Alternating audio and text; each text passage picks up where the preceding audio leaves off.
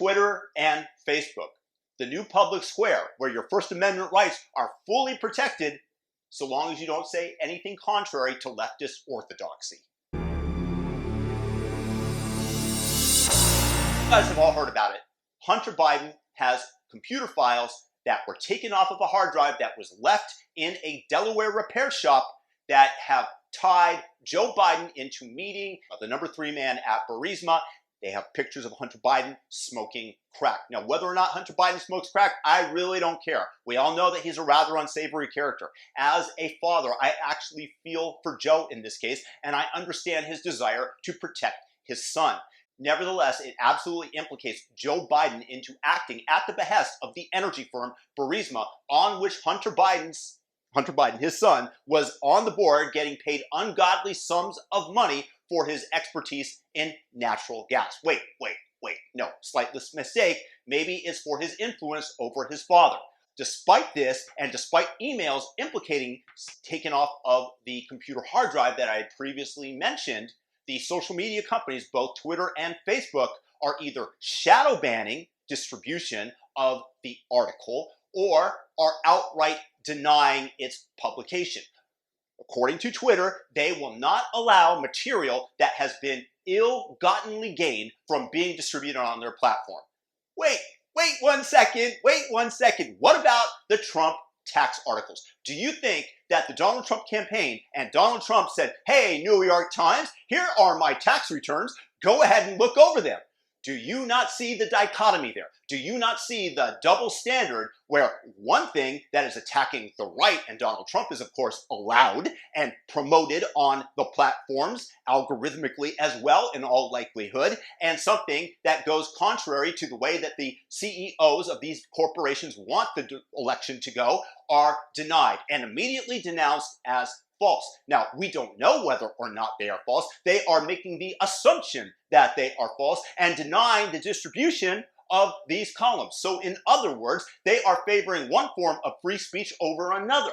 Similarly, you take a look at all the fake news regarding Donald Trump and the fact that they continually claim that he said fine people on both sides, or that Mexicans are animals, when he was in fact referring at that moment to MS-13, or that he called coronavirus a hoax. All these things are proven false, and yet they are disseminated on these platforms ongoingly and never given fake news warning labels.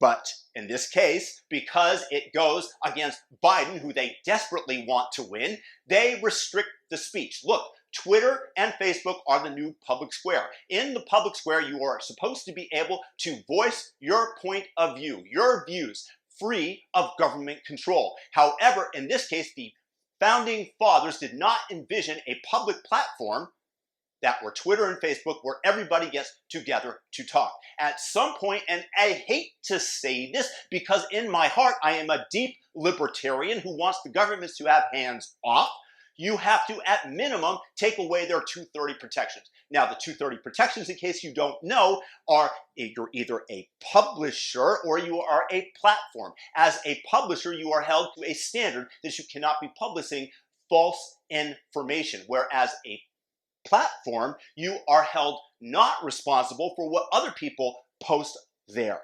That removes the litigation from the said platforms where they are distributing information that somebody else believes. That is the public square. By editorializing, by allowing one form of speech that they favor and disfavoring another, Twitter and Facebook have, of course, become publishers rather than platforms. Now, let me tell you, I have stock in both of these companies. I want these companies to do well, and at the same time, even though I'm a libertarian, this is beyond the pale. They have so overreached in this specific case that I absolutely want the 230 protections to be taken away from these companies, even though it will negatively affect me financially, because I believe that the health of the republic is at stake. These companies are censoring information going to the voters. New York Post, one of the oldest newspapers in the nation, has been censored. Their account has been shut down on Twitter because they were sending out this link. This is so biased, it's incredible. And I don't understand it. You cannot allow one form of free speech, but not another on a platform that everybody uses. And for the leftists out there that are applauding it, you are applauding the end of free speech, the end of communication. And this will spiral downwards, unfortunately, into physical violence, because there are people that want free speech to be protected at all costs. The ability to communicate with one another is actually what helps to prevent war from taking place, because each side is heard. When you continually shut down one side of the argument, you get everybody piled in on believing the trope that the leftist media puts out. For example, the Find People hoax, all the other hoaxes that I just mentioned, all of the false information that the media conveys via omission. It's not that Donald Trump didn't say that there were fine people on both sides, but he also said this right after that. And you had people, and I'm not talking about the neo-Nazis and the white nationalists, because they should be condemned totally. But you had many people in that group other than neo-Nazis and white nationalists, okay? It would be like if I said, hey, eat anything in the kitchen. And then I paused for a second. Oh, wait. But not the poison stuff that is up in the upper left-hand corner of the cupboard. Don't eat that.